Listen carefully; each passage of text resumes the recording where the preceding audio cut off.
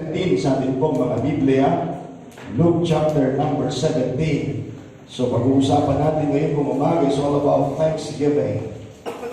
Luke chapter number 17. At salamat sa Panginoon na patuloy tayong nagsama-sama ng umaga. At ating basahin ang salita ng Diyos. I hope you're ready for the Word of God. Amen? It's really a great blessing tayo magsama-sama.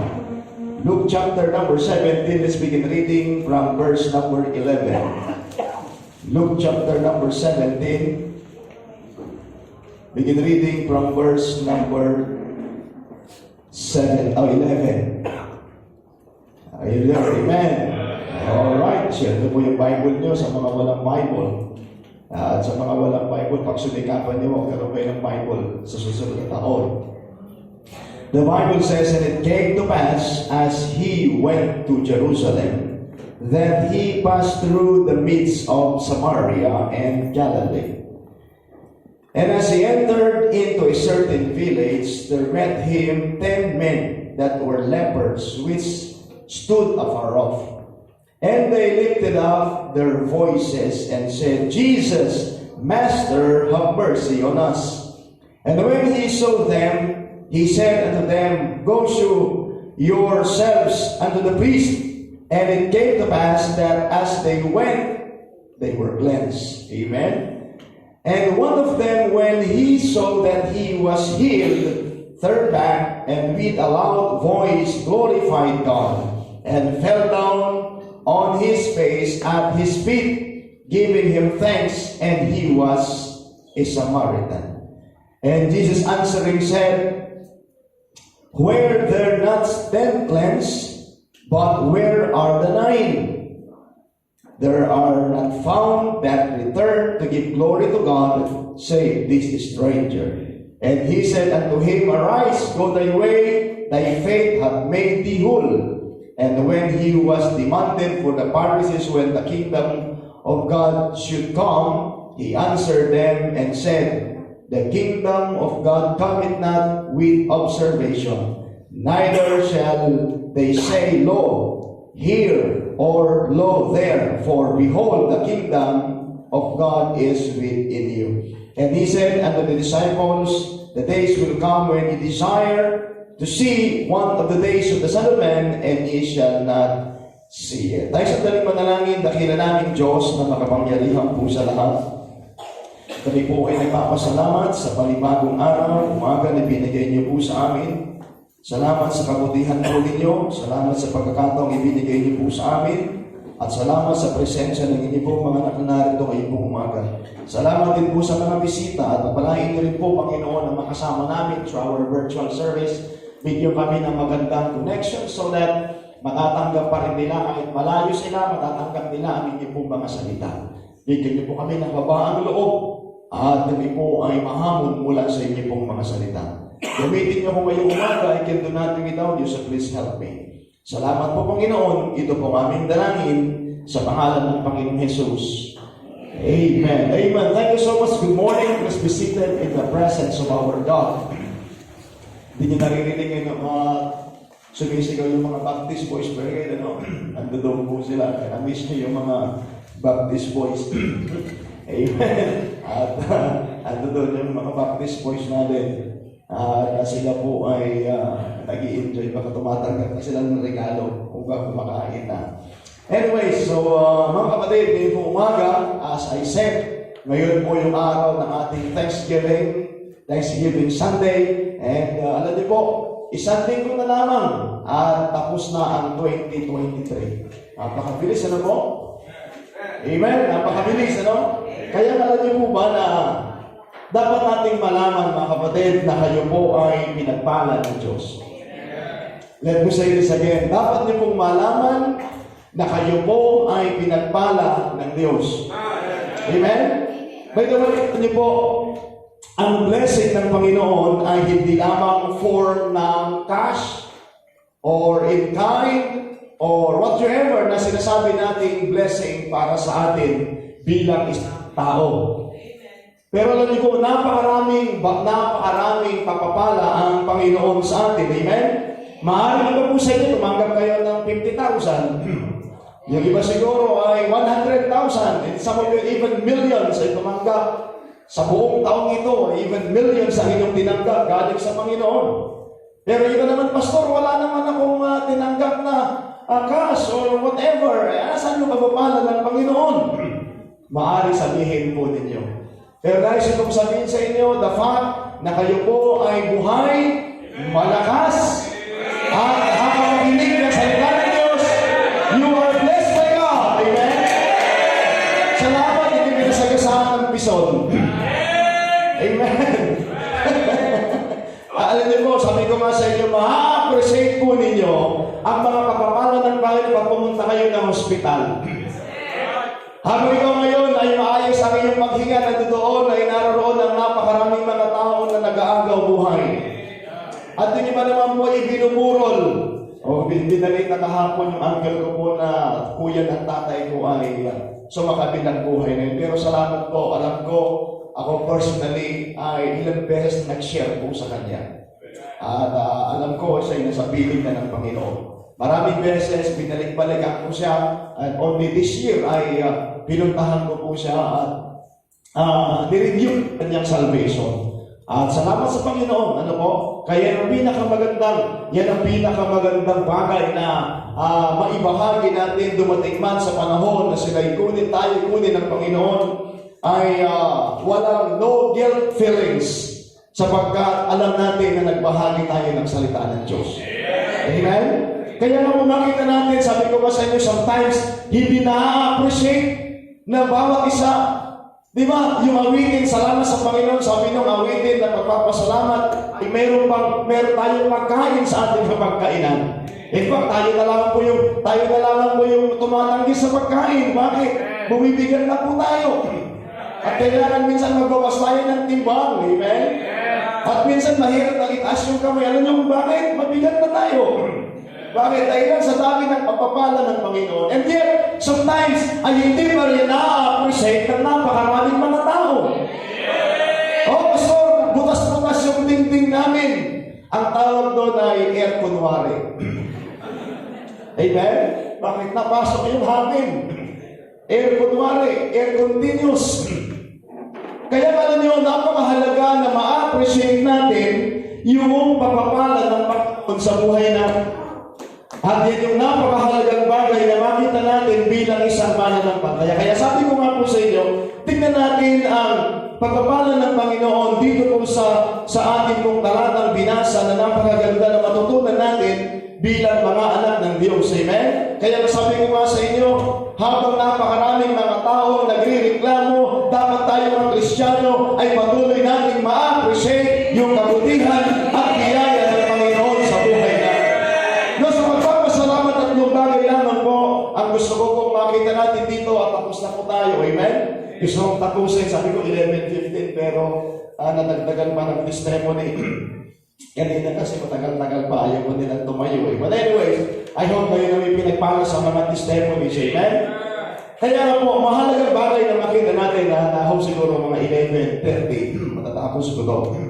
Kaya, makita natin dito tatlong bagay na napakahalaga at ma-appreciate natin at matuto tayong magpasalamat sa Panginoon. Amen? Number one, so sabi ko nga po sa inyo, mahalaga na makita natin mga kapatid sa pagpapasalamat at mamaya babalikan natin yung kasaysayan sa ating dito sa Book of Luke, mga kapatid. At bago natin balikan yun, mahalaga na makita muna natin ang napakahalagang bagay sa buhay ng ating Panginoong Jesucristo. Ito'y nangyari sa kasaysayan, sa the ministry, the life and the ministry of our Lord Jesus Christ. So number one, mahalaga na makita natin dito, mga kapatid. Are you ready now? Amen? Wala nang magkakwentuhan, wala nang lalabas mo muna, at naniniwala ko na tayo magpapalain ng Panginoon. Now, napakahalaga na magkaroon po tayo lagi ng lifestyle. Pag sinabi natin lifestyle, that's already our life. Amen? A lifestyle na lagi nagpapasalamat sa Panginoon. At ito yung napagandang bagay. Under this, sa kwentong ating binasa, mahalaga na makita natin, number one, acknowledge that God has the ability to change our situations. Whatever situation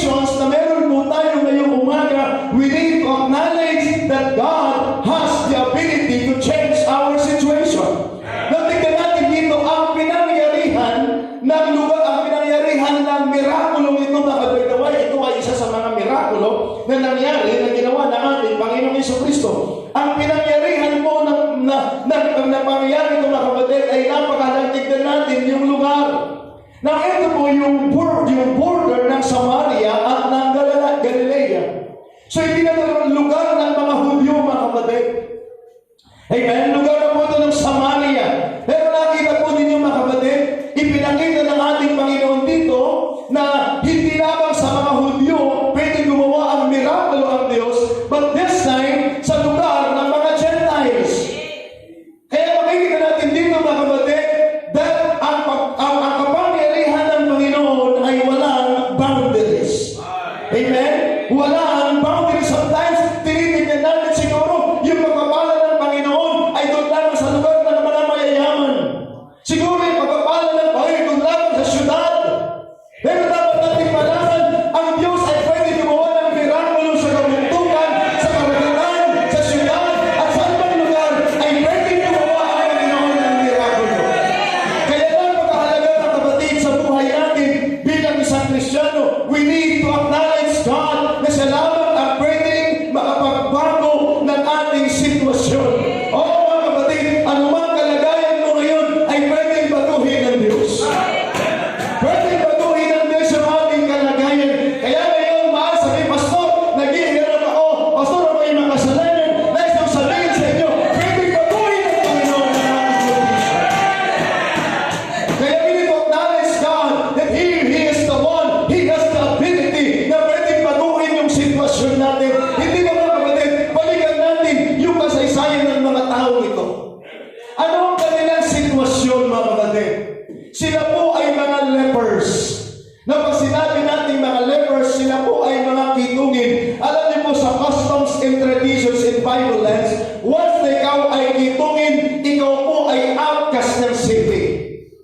Hindi pwedeng lumapit ang tao sa iyo. Kaya nga po, dadalhin ka doon sa isang lugar, sa isang lugar na hindi ka na ngayon karapat-dapat. Ibig sabihin, hindi ka na karapat-dapat sa syudad, hindi ka pwedeng makihalumino sa mga tao. Pero nakita natin dito, mga kapatid, sila po ay binago ng Diyos ang kanilang kalagayan. Just imagine, gusto ko pong makita po sa inyo, ano ang kalagayan ng isang taong kitungin. Kaya sabi ko nga sa inyo, ulitin ko po, para malaman natin sa customs and tradition, sapagkat back in those days, wala pa pong gamot na nagdidiscover patungkol at laban sa kitong. Wala po. Just imagine na yung kanilang daliri ay napupulpul na hindi nila nararamdaman. Are you listening? Amen? Pag sila'y kumain, kung noon ay wala pang kutsara, pag sila'y kumain, kasama na yung daliri nila sa nakakain nila. Naunawaan niyo po ba yun? Naglalakad ka, hindi mo alam nababawasan na yung daliri mo. Pag binila mo yung daliri mo, apat na lang pala, bakit nakain mo na yung iba? Bakit? Sapagkat yan po ang kondisyon ng isang taong kitongin. Nababawasan yung katawan mo na hindi mo nararamdaman. Ikaw ay outcast sa city. Pero this time, mga kapatid, salamat po. Nung nakita nila ang Panginoon, ang sabi po nila, Lord Jesus, have mercy on us. Kaya nakita niyo po dito, mga kapatid, ulitin ko po, we need to acknowledge that God has only the ability to change your situation. And we need to be thankful to God. And many times, nakita natin sa buhay natin, papaano nagtrabaho ang Panginoon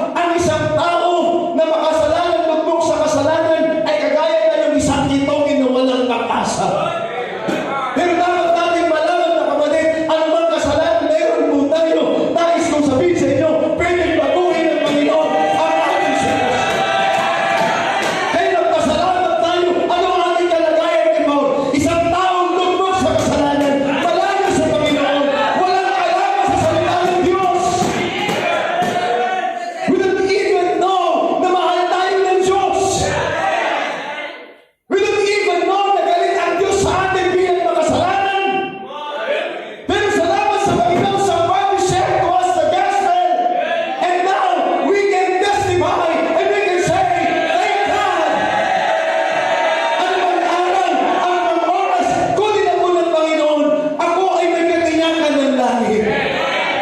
Oh, thank God! Binago ng Panginoon yung takbo ng buhay natin nung tayo tumanggap sa Diyos. Ngayon makikita natin, napakarami mong mga tao ngayon, they are busy, tinatawag na Christmas rush. Busy dito, busy doon, puro mga material na bagay. Pero tayo bilang isang Kristiyano, ano ang ginagawa? Ano nasa isipan natin? Lagi tayo nag-iisip para tayo makapagbahagi ng salita ng Diyos. Ano ang pwede mong ibigay sa Panginoon? Totoo yan. Just like David, when he realized his condition, anong sabi niya? His prayer, what shall I render unto the Lord for all his benefits toward me? We need to be thankful to God at siya lamang ang pwedeng makapagbago ng ating sitwasyon. That's why sa mga bisita namin, sa mga baguhan, kinakailangan maintindihan natin na walang ibang pwedeng magbago ng ating sitwasyon maliban lamang sa ating Panginoon. Sa lahat ng naabot ng tinig na ito, sa aming makasama through our virtual service, you need to trust in God. It's because He has only the ability to change your situation. By the way, it is both positive and negative. Maaaring maraming mga tao nagyayabang sila sa kanilang kayamanan at ang sitwasyon nila ngayon ay maayos. Huwag kang magmalaki sa sitwasyon mo sapagkat bukas maaaring wala ka ng pera. Maaaring ngayon malakas ka, pero maaaring bukas ay wala na. Kaya you need to appreciate. Hey, young people, mahalaga na maintindihan ninyo. Magpasalamat kayo na meron kayong mga magulang na laging nandiyan sa inyo. Na laging nandiyan na concern para sa inyo. Wala silang ibang inisip, kundi sa inyo may kabubuti na sometimes hindi ninyo na-appreciate. Kaya nga lang nyo mga kapatid, walang dahilan na hindi tayo magpasalamat sa Panginoon. Kaya nalulungkot ako bakit yung iba hindi kayo makapag-testify. That's so sad. You've been blessed by God so much. Merong maayos na puso, merong maayos na paghinga, merong maayos na kalagayan. At maaari meron walang konting karamdaman na paubo-ubo, umusuyok talaga. Nag-COVID ka man, kasi pag nagpa-check up ka, pag inubo ka, COVID yan. Yan ang tawag ngayon. Pero kinakailangan mahalaga na makita natin mga kapatid. Acknowledge that God has the ability to change our situation. Kaya nga naman kalagayan mo ngayon, pwedeng baguhin ng Panginoon. Sabi ko nga, both positive and negative, kaya wala kang pwedeng pagmalaki. O ano yung ating sitwasyon dati mga kapatid? Lugmok sa kasalanan. Walang kaisipan sa mga bagay na patungkol sa Diyos. Pero binago ng Diyos. At ngayon, you have the joy of serving God together with your family. Just imagine, yung iba po sa inyo, dapat kayo magpasalamat na kompleto nyo. 51 ngayon, 51 Sunday, you are in the church. Are you listening, amen? 51 Sunday, ikaw ay nagkaroon ng bahagi sa gawain ng Diyos. 51 weeks, tama yung sinabi ni Ate Omi kanina, travel back and forth weekly. Sinasagupa ang traffic, sinasagupa ang napakarami sasakyan, pero salamat sa protection ng Diyos. Hindi na pulilit sa ating kalaman yan, napakaraming mga nagbibiyahe at makikita mo mga kapatid, ilan ang namatay sa vehicular accidents for this year 2021? Napakarami. Pero salamat sa Panginoon still, nadoon yung pag-iingat at biyaya ng Diyos sa atin. Kaya nga mga kapatid, sana ito'y makita ng bawat Kristiyano na tayo po ay matutong magpasalamat sa Diyos at i-acknowledge natin na ang Panginoon lamang ang may kakayanan na pwedeng magbago ng ating kalagayan. Kaya makita niyo po mga kapatid, in Romans chapter 1 verse number 29, tingnan natin dito sa Romans chapter 1 in verse number 29, ito yung nakakalungkot na pangyayari na hindi nakikita ng napakarami pong mga tao. Alam natin ang Book of Romans, this is the letter of the Apostle Paul to the Romans, at kung paano ipinahayag niya ang salita mo ng Diyos sa kanila, subalit marami pa rin sa mga tao ang hindi nakaunawa. Kaya nga po ngayon, dito makikita natin sa Romans chapter number 1, are you there? Amen? Please open your Bible, binugan ninyo para makita po ninyo at tayo magpasalamat po sa Panginoon. Ang sabi po ng Bible sa Romans chapter 1 in verse number 21, because when they knew God, they glorified Him not as God, neither were thankful, but because vain in their imagination and their foolish heart was darkened. Alam niyo po, ito yung sinabi ni Paul para sa mga taong lumayo sa Panginoon, namuhay sa kasalanan, nakilala nila ang Diyos, pero hindi nila glorify ang Panginoon sa kanilang buhay. Kaya napakaganda na pag nakilala mo na lubusan ng Panginoon, pasalamatan mo ang Panginoon at i-glorify mo siya sa buhay mo. Kaya nga sa buhay ng Kristiyano, ito dapat ang makita natin. Sabi ko nga sa salamat na mayroong part sa simbahan natin na mayroong tayo tawag na Thanksgiving Sunday in order for us to realize the goodness of God in our life. Sunday after Sunday, every day, ay nararamdaman at natatamasa natin yung pagpapala ng ating Panginoon. Kaya nga napakabuti ng ating Panginoon. Kaya nga mga kapatid, salamat sa Panginoon, maaari iba sa atin nakaranas man ng konting lagnat, konting trangkaso, konting aksidente. Pero salamat, still, nariyan pa rin po tayo.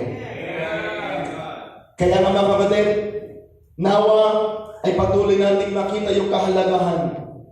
Kaya makita niyo po, ulitin ko po, balikan natin, sabi ko nga po sa inyo, itong mga tao ito na sila po ay namuhay na wala na pong pag-asa. Itong mga lepros na ito, mga kapatid. Pero salamat, dumating ang Panginoon. At nagkaroon sila ng pag-asa. Alam niyo ba na ganoon din po tayo?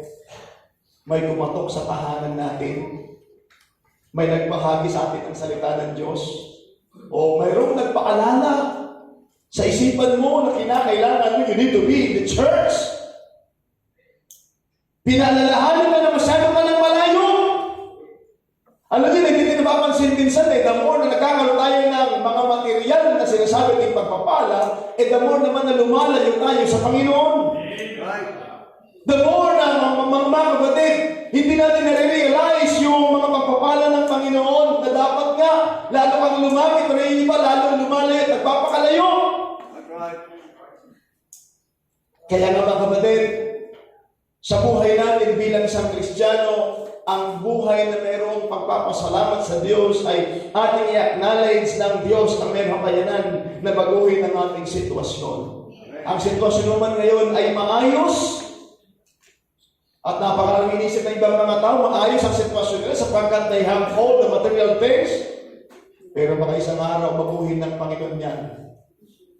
Wala tayong pwedeng pagmalaki. Amen? Amen? Wala tayong pwedeng pagmalaki sa Panginoon, kaya maka-acknowledge God in your life. You need to be thankful to God. Magpasalamat tayo sa Panginoon. Number 2, not only that acknowledge God that God has the ability to change our situation, but also view every need as an opportunity to thank God. View every need as an opportunity to thank God. Alam niyo, lahat po tayo mayroong pangangailangan. Pero alam niyo po mga kapatid, napakahalaga na magkaroon tayo ng pangunawa at vision, pananaw na ito'y oportunidad para magpasalamat tayo sa Panginoon. Nakita niyo po dito, sometimes dinadaan-daanan natin ang 1 Thessalonians chapter 5 in verse number 18. Buksan natin ang 1 Thessalonians chapter 5 in verse number 18 at tingnan natin dito mga kapatid ang salita ng Diyos na napakahalagang bagay na ma-realize natin ang ating kalagayan. 1 Thessalonians, a very familiar passage from the Bible. 1 Thessalonians chapter 5 in verse number 18. Nandiyan na po kayo. Ano pong sabi po ng Biblia? In everything, give thanks. For this is the will of God in Christ Jesus concerning you. Now, ano yung mga mahalagang bagay na ating tandaan? Sabi ng Biblia, in everything. In everything. Nakapaloob dyan yung mabuti, masama, maganda, hindi maganda. Ang sabi ng Biblia, in everything. Sa totoo lang po, madaling magpasalamat sa mabuti. Madaling magpasalamat sa mga pagpapala. Pero minsan, mahirap magpasalamat sa problema. Mahirap magpasalamat sa mga pag-uusig. Naunawaan niyo ba yun? Amen? Mahirap magpasalamat sa panahon na tayo po ay nasa kahirapan. Pero hindi po ba lagi ko sinasabi sa inyo, pag dumadaan naman tayo sa paghamon or challenges ng buhay natin, hindi tayo nagpapasalamat doon sa problema. Kundi nagpapasalamat tayo sa kabila ng problema, naroon ang presensya ng Panginoon sa buhay natin. Yan ang pinakamaganda. Yung nararamdaman, sabi ko nga sa inyo many times, you've been hearing me saying these words. Ano po yung mga kapatid? Di pa ulit yung sinasabi sa inyo. Huwag na natin sabihin naniniwala tayo sa Diyos. Kundi mga kapatid, yung nararamdaman natin that God is really working in our life. Yung talagang nararamdaman mo yung presensya ng Panginoon. Kaya ang Diyos ay hindi lamang pantasya. Kundi sabi ko nga sa kanya ng Panginoon na gumagabay mo sa atin at talagang nararamdaman natin ang trabaho ng Panginoon sa buhay natin. Yan ang pinakamagandang nakulatala niyo ba? Yun yung pinaka-the best moment. Yung nararamdaman mo yung presensya ng Diyos sa buhay natin. Amen? Kaya yung talagang nakikita mo na nagtatrabaho ang Panginoon sa buhay natin. Even sa mga panahon ng kabigatan, panahon ng kahirapan, panahon ng kapighatian na hindi ka iniwanan ng Diyos. And sometimes yan ho yung bagay na kinakailangan nating makita bilang isang mananampalataya. Kaya nga po mga kapatid, sabi ni Paul, in everything give thanks, for this is the will of God in Christ Jesus concerning you as a believers. Kaya makita niyo po sa Philippians chapter 1 verse number 29, tingnan niyo po dito mga kapatid. Sa Philippians chapter 1 in verse number 29, napagandang bagay dito na maganda na makita natin at mapahalagahan natin sa buhay natin. Ito talaga yung pangyayari sa buhay ng mga Kristiyano. Philippians chapter 1 verse number 29.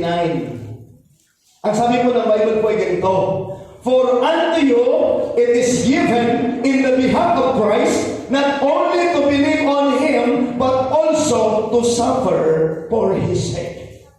Alam niyo ba, sabi ni Paul when he encouraged the church at Philippi, yung mga Kristiyano doon sa Philippi, ano po sabi ng Biblia? For unto it is given in the behalf of Christ not only to believe on Him but to suffer for His sake. Kaya kung nagsasuffer ka man para sa ating Panginoon, salamat! Purihin ang ating Panginoon. Amen? Kaya katignan natin ang bawat oportunidad na tayo mo ay magpasalamat sa Diyos. Ikaw man ay nasa pagsubok ngayon, ikaw man ay nasa kasaganaan ngayon, ikaw man ay nasa amon ngayon, isang oportunidad ito na masalamatan mo ang Panginoon. Kaya nasabi mo na rin na tinawag tayo ng Panginoon hindi lang para maniwala sa Kanya, but to suffer for His sake. At minsan ayaw po natin yun, ayaw natin ng suffering. Sino nga ba naman na mag-hindi sa suffering? Pero mga kapatid, kasama yan sa buhay bilang isang Kristiyano. Kasama yan sa buhay ng Kristiyano, doon makikita talaga yung presensya ng Panginoon sa buhay natin. Kaya bakit natin dito mga kapatid? Balikan natin yung kasaysayan na ating binasa. Naroon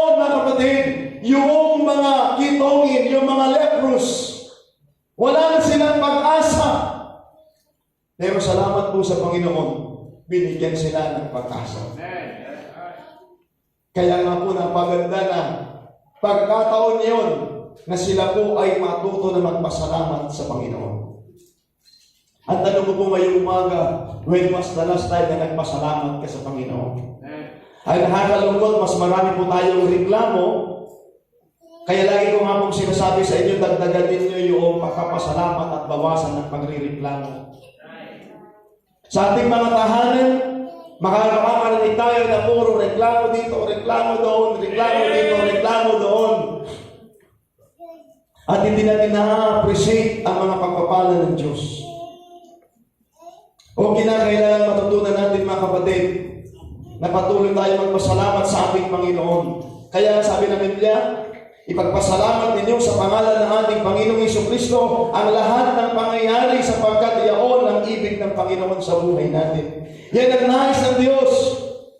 Sabi ko nga sa inyo, ang sakit na ketong back in the Bible times ay kinatatakutan at yan po ay pinandidirian lalo-lalo sa panahong iyon. Sabi ko nga na wala pa nadidiscover yung gamot. Ang maging isang kitongin noon, ang panahong iyon ay napakamiserable. Ang kanilang nagiging katayuan sapagkat sila hinihiwalay. Malayo sa kanilang mga mahal sa buhay. Malayo sa kanilang mga kilala. Malayo sila sa syudad. At sila po ay outcast ng city.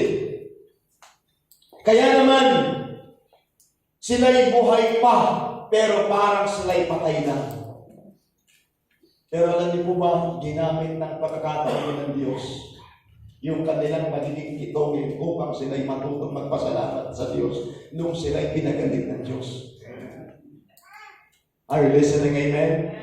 Maaring dinadala tayo minsan ng Panginoon sa pagkakataon upang ma-appreciate natin ang kabutihan ng Diyos. Para pag minsan sinasabi natin, oh, itong tao ito wala ng pag-asa. But there is always hope in Jesus Christ. Kaya makita natin, pag pumunta tayo sa soul winning, mga kailangan laging sinasabi, listen to this, kayo mga soul winners, anumang kalagayan ng tao sa pagpunta mo sa area, sometimes, sabi ko nga sa inyo, pag pumunta tayo sa mga lugar natin, mga kapatid, makakita ka ng mga maamong mga tao. Itsurang mabait, pero makakita ka ng itsura talaga. Na hindi ka nais-nais. Pero huwag nyo silang katakutan. Maaaring kagaya sila ng mga taong kitungin. Pero pag nakilala nila ang Panginoon, pwede silang pagalingin ng Panginoon. Pagkalinig nila yung pangalan Jesus, the most powerful name and the most sweetest name, Jesus. Don't you know, if you go back the book of Matthew, ano kung sabi mo ng Biblia? Nung si Mary ay nag-conceive, tatawagin siyang Jesus, for he shall save his people from their sins. Kitongin! Yan na po ang isa sa pinakamiserable kalagayan ng tao. Pero pinagaling ng Panginoong Jesucristo. Sila'y cast out na ng city, wala na silang pag-asa, maaring naghihintay na lamang sila ng kanilang kamatayan. Hanggang kayo mabubusok kamay ko na ito.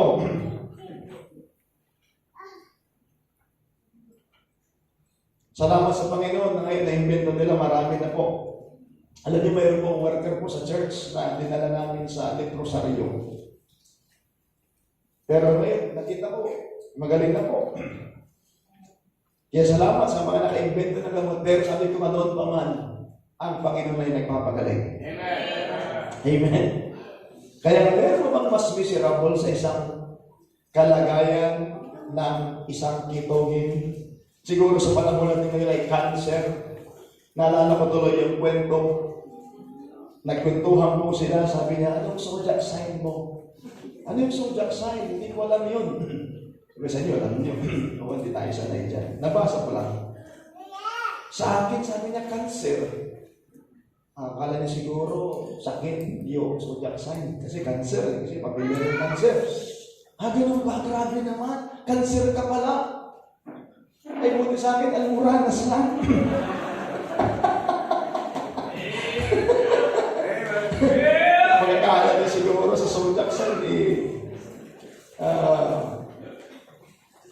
sakit. Kaya, grabe, lala pala. Sabi niya, cancer. Kasi pag narinig niya yung cancer, talaga naman. Sa akin, okay lang, alam mo, ranas.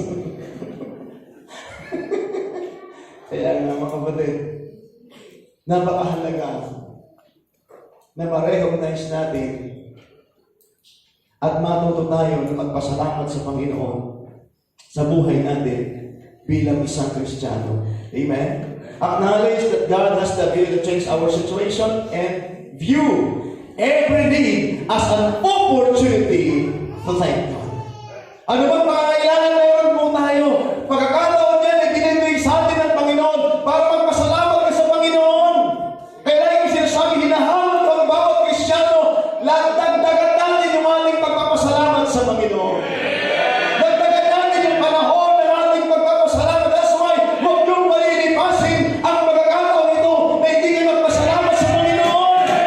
Hindi man sa mga challenges ng buhay na binigay niya sa atin salamat. At least, kita natin yung presensya ng Panginoon sa buhay. Sabi ko nga, alam niyo, nagulat talaga ako nung pinakita ni Sister Michelle yung pako. Abay, halos buong takpan pa ginagawa, tatakpan niya talaga yung ulo ng pako niya, tatakpan talaga yung mata niya. Pero salamat po sa Panginoon, sabi ni Sister, tanggal na. Ngayon nakakita na ako. Nakita niya ang kagapuhan ni Brother Manny. Kaya sabi ko sa inyo, dati hindi niya nakita pa yung kaano, pero lalo yung liwanag pa ngayon. Amen. Kaya alam niyo, sabi ko nga sa inyo, every day is a blessing, an opportunity to thank the Lord. May pangangailangan niya ngayon, pagkakataon yan para pasalamatan mo ang Panginoon. May karamdaman niya ngayon, samantalahin mo yan, na pasalamatan mo ang Panginoon, at dyan mo makikita yung power ng Panginoon sa buhay natin. And number 3, the last, yan ang gusto-gusto niyong point. Amen. Recognize the giver and not just the gift. Number 3, recognize the giver and not just the gift. Alam niyo, sometimes, lalo sa panahon po natin ngayon, we're always receiving gifts. Receiving gifts. Ba't alam po ba na nagpapasalamat po kayo doon sa regalo? Pwede kayo nagpapasalamat doon po sa nagbigay. Are you listening, amen? Nagpapasalamat tayo doon po sa nagbigay, pero hindi ka nagpasalamat. Nagpasalamat ka nagpasalamat sa nagbigay. Magpasalamat tayo dahil kay Jesus, amen? Ang buhay natin ay hindi na katulad ng dati. Hindi ka na mananatil sa dati mong kalagayan. Kaya ang pinakamahalaga, mga kapatid, ay yung nagbigay, hindi yung ibinigay. Thank God na yung Ama, sabi mo na Biblia, for God so loved the world that He gave His only begotten Son, that whosoever believes in Him should not perish but have everlasting life.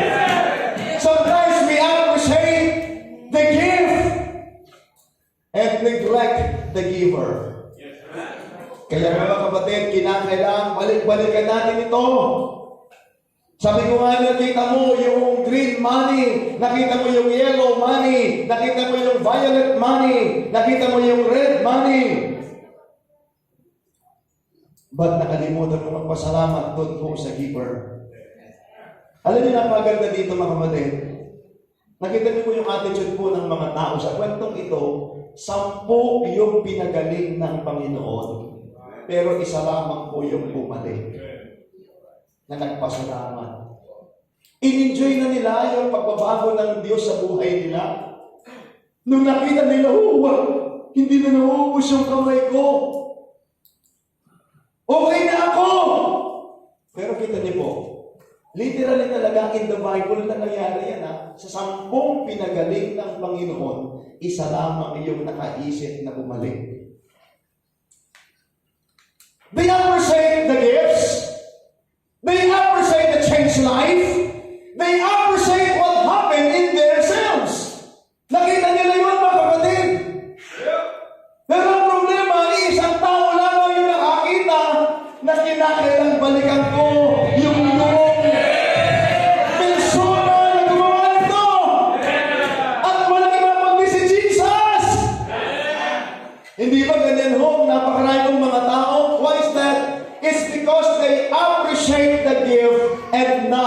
giver. We appreciate our life, but we forget the giver of life. Ilan sa atin nagpapasalamat tayo sa buhay, pero hindi tayo nagpasalamat doon sa nagbigay ng buhay. Kaya nga, di ba, salamat po sa Panginoon dito sa simbahan natin. Yan ang kailangan natin. We need to be reminded.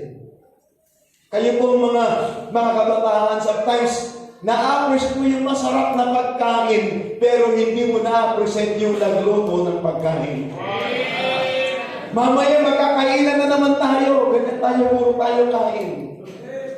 Ano? Ang sarap ng adobo, ang sarap ng tinola, ang sarap ng salad, ang sarap ng whatever na ating kakainin o kinakain. Ba't nakalimutan natin yung mga nagdala at gusto natin nakikain?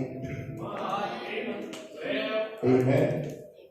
We enjoy our salvation, but sometimes we forgot yung nagbigay sa atin ng kaligtasan. Amen. When was the last time na umamit tayo para sa Panginoon? Thank you, Lord, for saving my soul. Thank you, Lord, for making me whole. Thank you, Lord, for giving to me thy great salvation so rich and free. Amen. We enjoy our life, but nakakalimutan natin yung nagbigay ng buhay. It's time for us to this very simple message this morning. Let me talk to you young people. When was the last time nagpasalamat ka sa mga magulang mo? Na sila ang ginamit ng Panginoon upang makita mo yung kagandahan ng mundo ito. We enjoy everything. When was the last time na nagpasalamat tayo sa mga taong naging bahagi ng buhay natin? Kaya namin salamat po sa Panginoon. Itong tao ito, talagang napansin niya ang Panginoon, kinilala niya ang Panginoon, siya'y bumalik sa Panginoon at nagpasalamat sa Panginoon. Ginawa po ito ng Samaritano. Alam niyo po ba, sabi ko sa inyo, ang mga Samaritano, sila po ay outcast ng lipunan. Sila po ay mabababang klase sa lipunan lamang, pero salamat po sa Panginoon na atuto silang magpasalamat. Anong ibig sabihin nito, mga kapatid? Kaya ang pagpapasalamat ay kayang gawin kahit ng pinakamababang tao. And we need to humble ourselves at makita natin yung ating kalagayan. Sometimes we are too proud of our situations. Sometimes we are too proud of our accomplishments.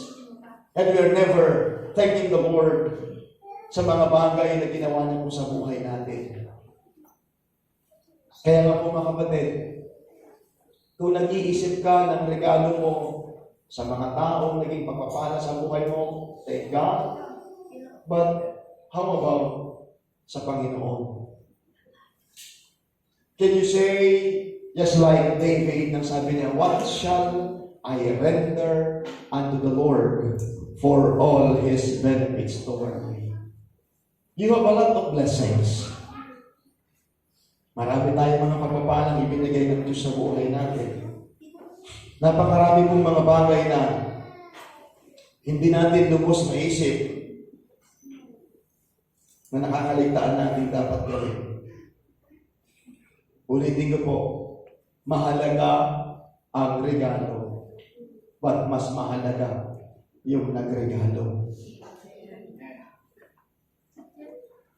Kaya sana po, ngayong umaga, bago tayo magtapos, huwag natin mapagmatigasin yung puso natin. At tayo lumapit sa Panginoon at makilala at ma-recognize natin ang ating condition sa harapan ng Diyos.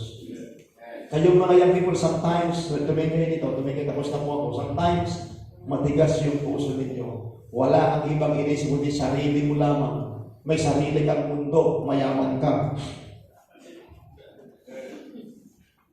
Piling mo ikaw lang yung tao, piling mo ikaw lang yung mahalaga. At dapat bigyan ka ng pansin. Kaya puro kayo papansin. Pero hindi mo nare-realize yung kabutihan ng Panginoon sa buhay mo. Binigyan ka ng maayos na kalusugan, binigyan ka ng mga magulang, binigyan ka ng simbahan, binigyan ka ng pastor, binigyan ka ng lahat-lahat ng mga bagay na kailangan pero hindi mo na-appreciate. Kaya nga, yung sa inyo, hindi kayo makangiti. Sapagkat maaari kayo ng expectation, umaasa kayo na rin kayo ng laptop, rin kayo ng Apple, rin kayo ng orange. May orange ako, wala lang Apple. Mamaya, bigyan mo po kayo ng orange. Pero Apple hindi, kasi mahal yun. Amen? Sana po ma-realize natin ngayong umaga, magkaroon tayo ng mababaang loob. Paano may iba sa inyo? May sama pa kayo ng loob sa magulang ninyo. May galit pa kayong kanino man.